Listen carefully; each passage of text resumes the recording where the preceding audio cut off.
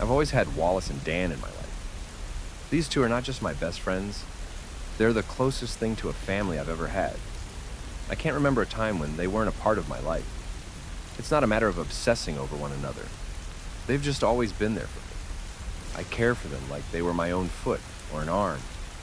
They just have to be there for things to work, you know? Things weren't going so well for me back in those days. Most of the time I sat at home isolating myself. I didn't eat much. I slept even worse. I was stuck in a dark place and I couldn't really force myself out of it. Luckily, I didn't have to.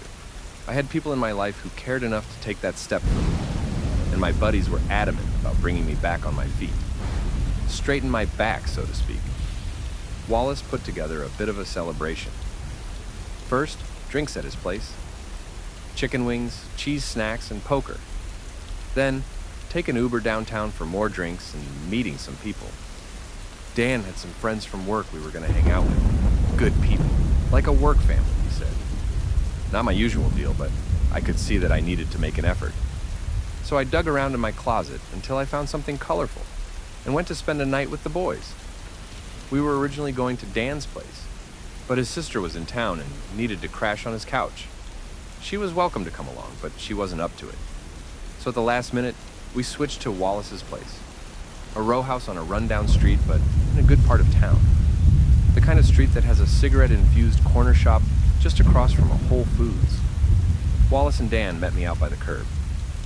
"I don't think he's taken his medicine, Wally," said Dan.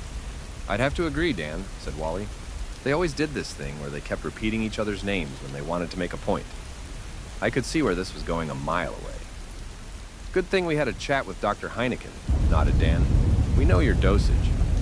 And if you got it wrong, we got 3 six-packs of second opinions from Nurse Guinness," added Wallace. "Nurses can't write prescriptions," I added. "They can in Canada," grinned Dan. "Look it up, it's true." "This don't look like Ontario to me," I said, "but I get your point." "The man is down bad," huffed Wallace. "He's gonna need all the help he can get." We settled down around the dinner table, had some chicken wings, a couple of beers, and talked for a while.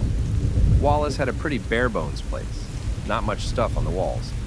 A living room, a bedroom, and a small guest room that doubled as emergency storage. It was the kind of bachelor pad that had a slight echo to it if you listened closely. But it had all the essentials. A nice couch, a big TV, and a bed that hadn't had its sheets changed for a solid 2 months. Dan talked a lot about his sister coming to town, how she kept nagging him about pointless things, how he was the one helping her out, and she acted like she was the one taking care of him. "I'm not the one who cheated on my husband and got kicked out," Dan scoffed. "I'm not the one who quit my job on a whim to slack on my little brother's couch." "You're right," Wallace added. "You'd be very faithful to your husband. Bless your heart." "Damn straight," Dan nodded. "Too bad I'm into women." "Shame," I said. "I'd marry you." "Of course you would. You both would. I'm amazing." Wallace whipped out a deck of cards and put on something from Netflix in the background. Some reality show. Wallace usually liked to have a lot of sounds going on around him. He didn't like it when things got too quiet. He was from a big family, so it didn't take much for him to feel alone. I was on the opposite side of the spectrum, being an only child. Dan was somewhere in the middle. The two of them might sound like idiots, but they were more successful than people give them credit for. Wallace worked with overseas shipping, and Dan was shift manager at a bottling plant. Not the kind of titles that needed years of study to reach, but the kind of positions that require a good head on your shoulders. They were solid people, great under pressure, and honest to a fault. We played a couple of rounds, chit-chatting between games. Wallace was a great bluffer. The only thing you could know for sure is that whatever you thought he had something different. But when you figure that out, he changes to something else. He is the kind of player who always plays the person and not the cards, and he's damn good at it. Dan, on the other hand, is a wild card. He can go all in on the most random nonsense, but he can also quit when he's far ahead. He's a complete fluke, but sometimes that's what it takes to beat a guy like Wallace. We'd been playing for about an hour when I had to use the bathroom. I hurried away, locked the door, did my business, and reached for a towel to dry my hands. Problem was, Wallace's bathroom was downright nasty. Toothpaste flicks on the bathroom mirror, and a funky smell seeping into the guest hand towels. I could tell they'd been there for a while. Most things had this faint yellow tinge. I decided to get a fresh towel. I figured he had a couple hidden away for fancy company. So I dug through a pile of fresh laundry. Nothing peculiar there. I dug around some more. As I did, I heard the guys call out from the other room, telling me where to find more toilet paper if needed. There was a cabinet under the sink, a big one. It didn't have any handles, but I could tell you could open it. There was a magnet on the side. So I slid a finger in there and pulled it open.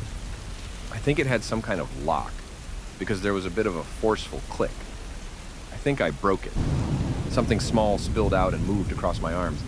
Maggots. Fat little white things, contracting and extending in a sickly rhythm. They were all over the inside of the cabinet. At first, it looked like Wallace had crammed a big black trash bag in there. But looking a little closer, the details got clearer. It was a corpse. The body was wrapped in a black shirt and dark jeans.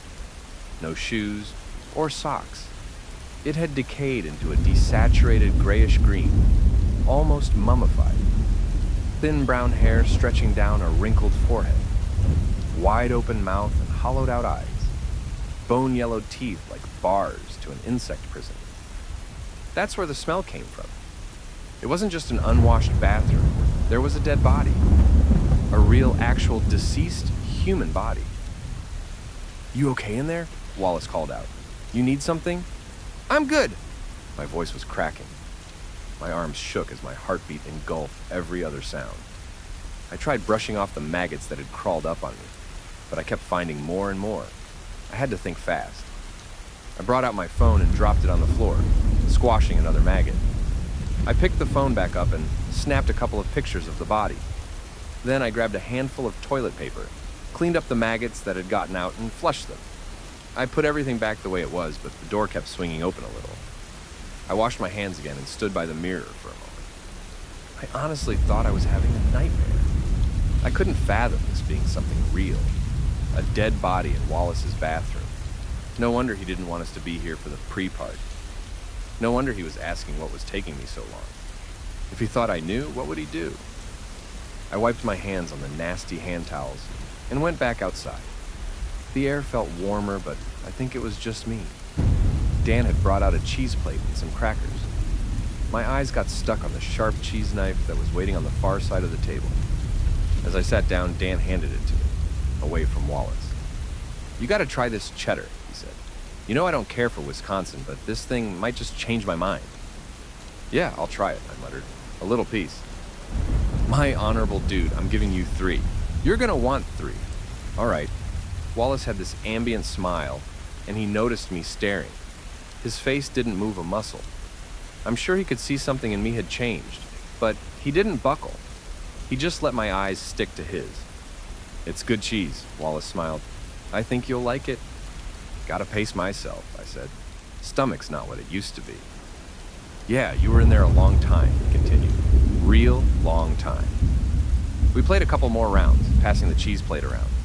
Whenever Wallace picked it up, he did this little flick of the wrist that gave the blade a whooshing noise. Like he held it upside down and then flicked it up with a swoosh. It kept breaking my concentration, and I lost 3 hands in a row. It wasn't even close.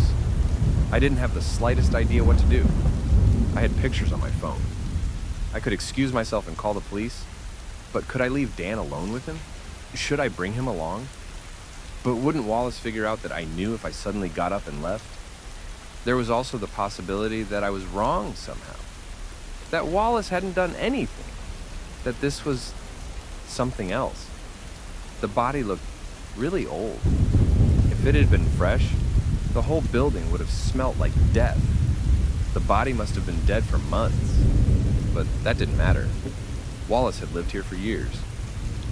Dan took a short break to use the bathroom, leaving me alone with Wallace. The reality show lingered in the background, covering the room in Valley Girl banter. Wallace kept his eyes on me as I held the cheese plate near. More importantly, I kept the knife close. "I thought you didn't want to rush your stomach," he said. "You're hogging the cheese there." "I guess Dan was right," I nodded. "It's good." "Mind handing me that knife?" he asked. "I want to cut a few slices." "How many you want?" I asked. I want to do it myself, he said. No offense, but you cut them too thick. It's fine. I got you, I insisted. How many you want? A frown formed on Wallace's face. Subtle, but it was there. Not suspicion, but something else. Frustration. Maybe he didn't know. Maybe I was getting away with it.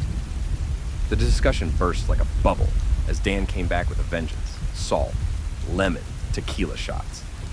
All the while, I could tell Wallace had noticed me keeping a close eye on the cheese knife. The reality show got stuck on a "Are you still watching?" verification check, underlining just how quiet things had gotten. Just the sound of cards being shuffled and flipped. The occasional clink of a glass. Dan offered me another shot, but I turned it down. My head was already swimming. You want something fancier? He asked. It's a special night. Now's a good time to ask. Nah, really, I'm good, I said. A thought crossed my mind, and I held up a finger. I pointed to Wallace as casually as my body allowed. By the way, I continued, don't you have that other card game in your car? The one with the white cards and the nasty jokes? In my car? Wallace asked. You sure? Yeah, I think you brought it along last time we went out. Funny, Wallace said. That's funny. No, really, I insisted. I'm pretty sure you had it. Wallace didn't quite catch what I was going for. Dan, on the other hand, got up from his chair and pointed at the bedroom. He means Cards Against Humanity, Wally. I think you got it in your bedroom. Dan wandered off before I could protest. I'd wanted to get Wallace separated so I could show Dan what was in the bathroom. Now I was stuck with Wallace again. He gave me a curious look.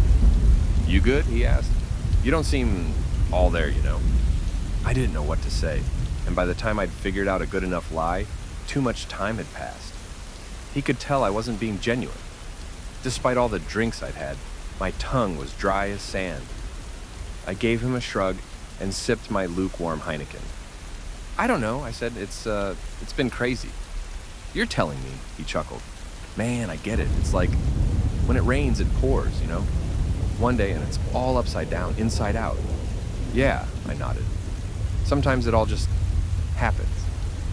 The image of the dead body flashed in my mind. The strangest details stuck with me, like how long the teeth looked behind the retracted gums. Were all teeth that long? It made me hyper-aware of my mouth, making me smack my lips. Change takes time, Wallace nodded. We're here if you need it. And with that, he leaned across the table. I thought he was going to pat me on the hand, but instead, he snatched the cheese plate and the knife. He grinned as he cut up a piece of cheddar, giving me a wry smile. No hogging the cheese, he grinned. Not cool. Dan came back empty-handed. He'd found some other board games, but he figured we shouldn't start Monopoly this late. Besides, it didn't go well with tequila. We turned back to poker. Wallace put on another episode of that show. We discussed the details of where we were going and who we were going to meet. Wallace kept talking about this guy from work that couldn't be there, to the point where it made me take note. It was strange for Wallace to bring it up out of the blue. No one had asked. Was he inadvertently telling us who the corpse was? I don't have a lot of friends at work, Wallace admitted. I think y'all would like Chris. He's a nice guy. He can be the nicest guy in the world. But we're going out for the dames, Dan said matter-of-factly. That's just the way it is. Why couldn't Chris come? I asked. He busy? Not sure, Wallace said with a shrug. Preoccupied. During our next couple of rounds, I had another tactic. I made sure our glasses were topped off. Both me and Dan had already used the bathroom, so I figured I could get Wallace to go next. That'd give me some time alone with Dan. I made sure everyone drank, and, like clockwork, Wallace excused himself for the restroom. As soon as he locked the door, I fumbled my phone out of my pocket. Dan didn't notice anything at first, but as soon as he saw my demeanor shift, a worry settled over him. I unlocked my phone and put a finger to my lips. Look, I whispered, we got a call for help. There's a dead body in there. What? It's like he didn't register the words. I might as well have spoken a foreign language. It went in one ear and out another. A dead body, I repeated. Look, I saved it. I showed him the pictures I took. He scrolled back and forth and scoffed a little. He was laughing as if I was telling a joke. I realized the light in the pictures wasn't the best, and it didn't help that I was holding the phone from a weird angle. It probably just looked like a garbage bag covered in white sprinkles. It's not a joke, I assured him. It's really there. Right under the sink, stuffed in like a... The toilet flushed. I put the phone back in my pocket and looked back up at Dan. His smile had faded a little, but I could see he wasn't understanding. Perhaps, in his world, what I was saying was impossible. So before Wallace got back, I leaned back and whispered, "See for yourself. Go back in. Check under the sink." Wallace came back and sat back down. Dan gave me another look and headed to the bathroom without a word. For the third time, I was alone with Wallace. This time, he could tell I was upset. I couldn't hide it. Not after talking to Dan like that. "You're really not looking well," said Wallace. "Maybe we shouldn't go out." "Maybe," I nodded. "We'll just see how this plays out." "What do you mean?" he asked. What's gonna play out?" Wallace leaned over the poker table, keeping the cheese knife close to his body. I listened for Dan to react to the body in the bathroom, but there was nothing. Maybe he was already calling for help while I kept Wallace busy. "You know, whatever," I said. "Whatever happens, happens." "Whatever happens, happens," Wallace lawed. "Mister, I need to know where all bathrooms are at all times want to tell me that whatever happens, happens. Now I know you're not all right." "Well, maybe I'm not," I said, throwing up my arms. "Maybe I'm not okay." "Is something bothering you?" He pressed on. "Is it something I did?" "I think it might be," I nodded. "Might be something you did." I've never been the kind of person to confront people out of the blue, especially not people I care about. But I'd had a couple of drinks and I wasn't feeling like myself anymore. Hell, nothing felt real anymore. It's like I'd fallen into some kind of bizarro world where one of my best friends had turned into a cold-blooded murderer. But there was no mistaking what I'd seen. Dan got out of the bathroom, and in the split second where Wallace looked up, I snatched the cheese knife from the plate, leaving the cheddar. There was the harsh noise of metal scraping against ceramic as I jumped out of my chair, holding the knife as a weapon. Wallace got up from his chair and stepped away from the table. Dan backed away with a quiet, "Whoa, whoa, whoa." I pointed at Dan with my free hand. "Dan, call the police," I said. "Call them right now." "What are you doing?" Wallace yelled. "Put the damn knife down." "So you can take it?" I snapped back. "You want to put use under the sink too?" Wallace shook his head, as if trying to rattle the confusion out of his mind. He took a deep breath and looked me in the eye. "What exactly is the problem here?" he asked. "The problem is you got a goddamn body stuffed under the sink." Wallace cocked his head, and with a shrug he said, "So?" Out of all the things he could have said, that's the one that surprised me the most. I thought he was going to defend himself, or straight up deny it. But no, he didn't seem to mind this at all. I couldn't wrap my head around it. I didn't know what to feel. "Dan saw it too," I said. "I took photos. I showed him." "Yeah," said Dan. "Yeah, I saw it." I turned to him. Dan was lined up against the wall, holding his hands like he was at gunpoint. Dan shot Wallace with an accusatory look. "I can't believe you stuffed the damn thing under the sink," he said, shaking his head. "That's lazy, even for you." My feet felt light and my head heavy. It's like there were so many thoughts pushing into my head that I had trouble keeping my neck straight, like I was being crushed from the top down. A darkness sunk straight through my heart and settled in my stomach, burning with gastric acid all the way down. "It's temporary," said Wallace. "Bad timing, haven't had time to move it." "You need my truck, Wally?" Dan asked. "It's a bitch to clean, you know." "Should be good," Wallace shrugged. "It's just ash and bone, won't leave a trace." They were talking like I wasn't there, like I wasn't holding a knife. Did one of them have some kind of hidden weapon? How could they not see me as a threat? I unlocked my phone and dialed the emergency services, but left my hand off the call button. That got their attention.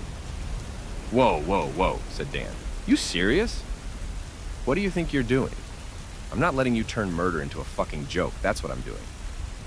"Holy shit, he's blanking," said Wallace. "Oh, fuck, you're right," said Dan. "He is blanking." I held the phone up with my finger on the call button. I didn't know what to do. I couldn't make sense of what they were saying. I didn't know what to do, and I was just as ready to start swinging that knife around as I was calling for help. My nerves were a coin toss from fight, flight, or come what may. "You're not making any sense," I wheezed. "None of you." Wallace held up an open hand. "Look, I'm sorry," he said. "We didn't realize what was going on. This gotta be traumatic." "Just put the phone down," said Dan. "You can keep the knife." I shook my head. I did nothing. No calling, no cutting, no yelling or screaming. I just observed them, waited for a solution to reveal itself. Wallace stepped out from behind the poker table. The reality show was still rolling in the background. Two girls with wide accents arguing loudly over a birthday cake. "We're celebrating," said Wallace slowly. "You remember that part, right?" "Yeah," I said. "We're going out." "Guys' night out, yeah," he continued. "Do you know why?" "I've been having a hard time," I said.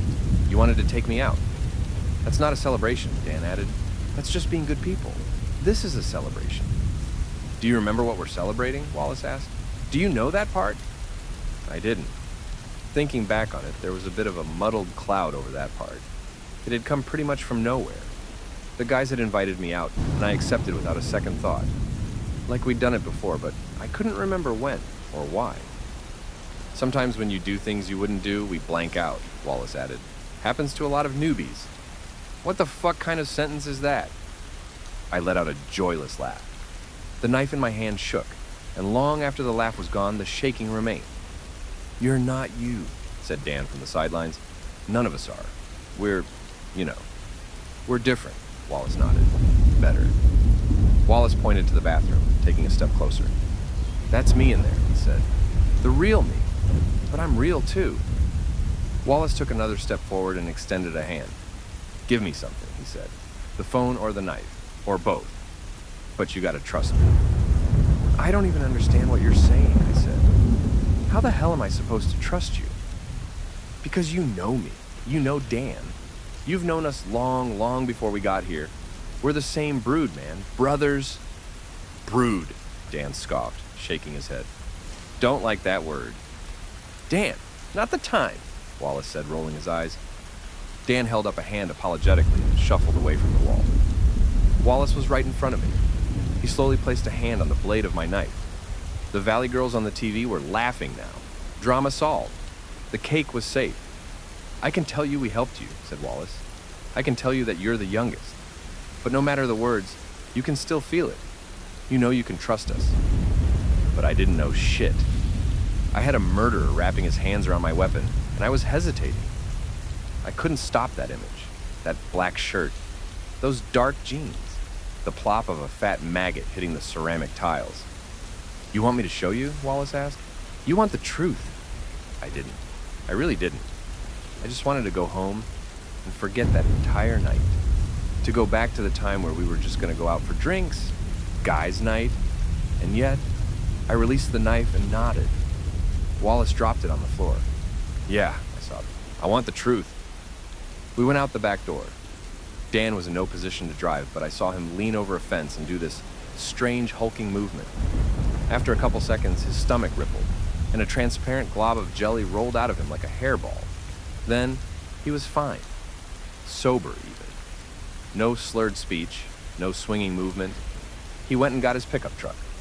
Wallace cleaned up the maggots and wrapped the cabinet in plastic. Once Dan got back, the two of them carried it to the truck and secured it with bright plastic straps. All three of us had to pile in the front seat, sitting side by side. Any other night of my life, I wouldn't have given it a second thought. Now it felt like surrender. They played music and talked. Dan had to call his work friends and tell them we weren't coming to the club.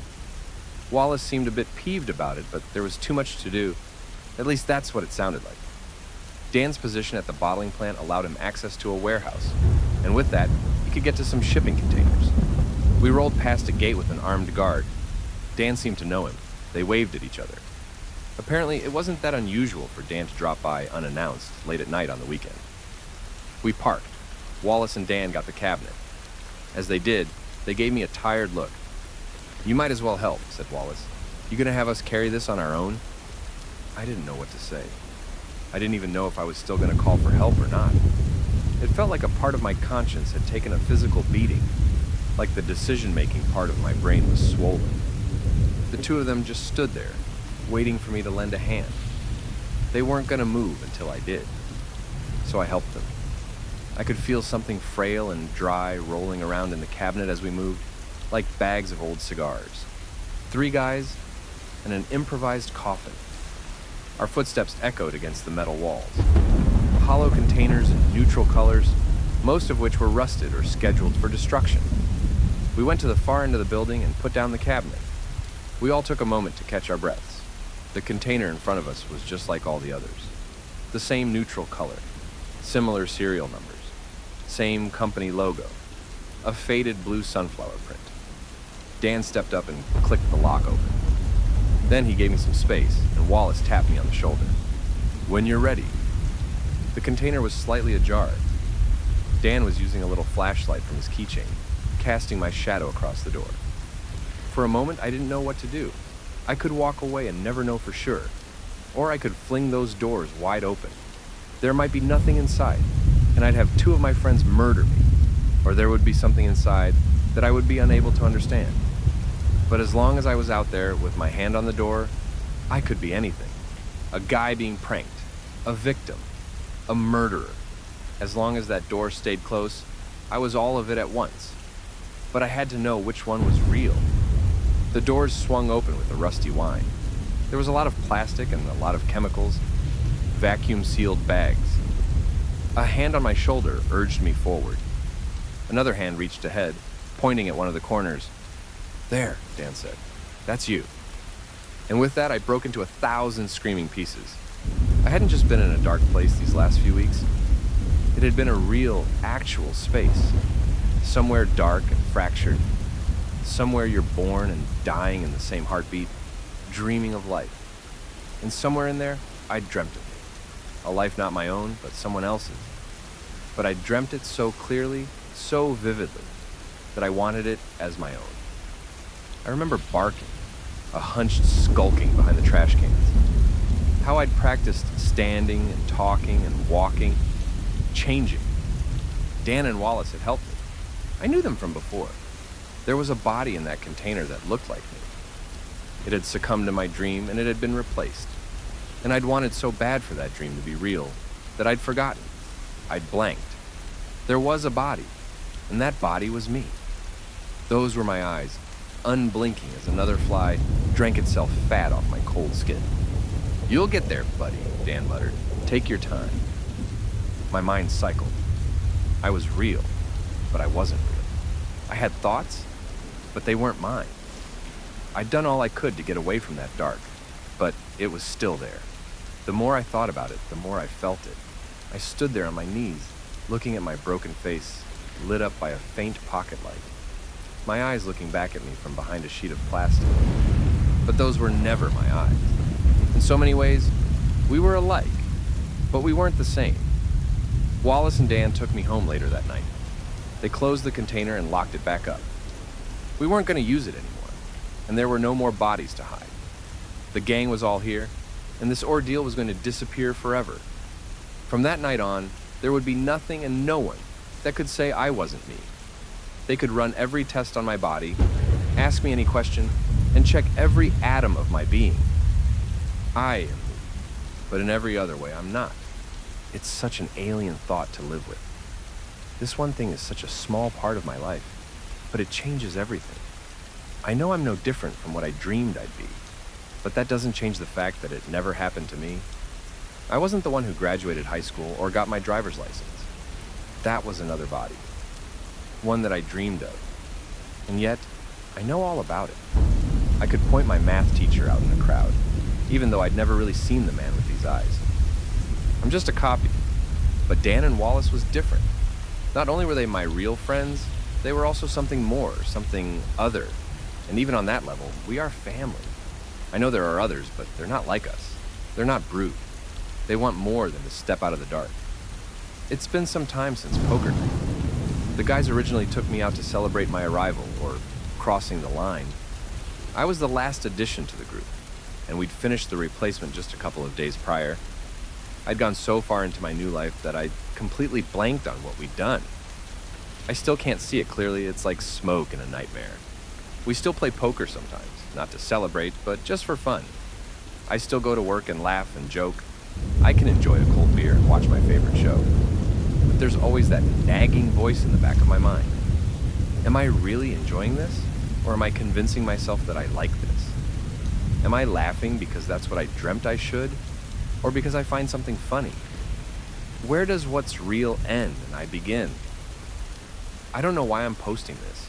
It's just throwing a message in a bottle into the void of the internet, I suppose. Hell, I haven't even used our real names. Maybe I'm just lying about all of it. Maybe it's just as much make-believe as my whole existence. I suppose, if there's something I want you to take with you, it is that looks can deceive. Anything can be taken for granted, and anything can be a lie.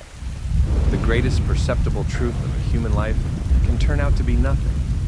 So maybe we should just enjoy what we have, for as long as we can allow ourselves to have it, even if it's just poker night with the guys.